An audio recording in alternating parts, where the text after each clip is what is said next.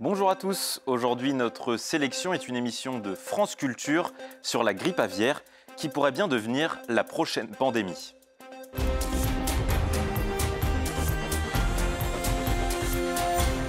La grippe aviaire sera-t-elle la maladie X tant redoutée par l'Organisation mondiale de la santé? Le virus, que les scientifiques appellent H5N1, tue chaque année des millions d'oiseaux.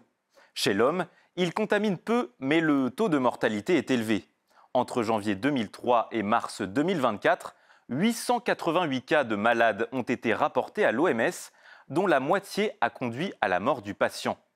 Les chercheurs relèvent deux autres problèmes. D'abord, on trouve le virus H5N1 chez des dizaines de mammifères différents, comme des vaches ou des souris aux États-Unis. Cela signifie que la maladie est capable de se transmettre entre les mammifères. Le virus est aussi capable de mutations.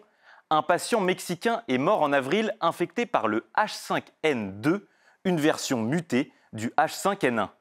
L'OMS précise que ce décès est multifactoriel car l'homme était déjà affaibli par d'autres maladies. Mais son cas signifie que la transmission à l'homme est possible dans le cas de ces mutations. Au même moment, une grande épidémie de grippe aviaire se poursuit en Europe depuis 2020 et elle se propage rapidement aux quatre coins du globe à cause des oiseaux migrateurs. Si jamais la version mutée commence à se propager aux mammifères et à l'homme, les conséquences pourraient être dramatiques et un élément pourrait tout faire basculer. Comme pour le Covid-19 avant l'épidémie, des expériences ont lieu en laboratoire sur le virus H5N1 et ses mutations. C'est ce qu'on appelle des recherches par gain de fonction.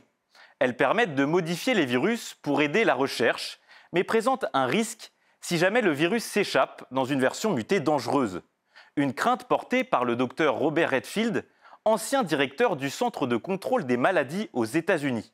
La pandémie provoquée par cette grippe serait bien plus grave que celle du Covid-19.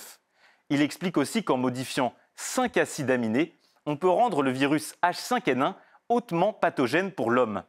En clair, une version mutée de la maladie pourrait devenir très contagieuse et causer la mort d'un très grand nombre de personnes. Pour en savoir plus et échanger sur ce thème, retrouvez-nous sur Internet et les réseaux sociaux.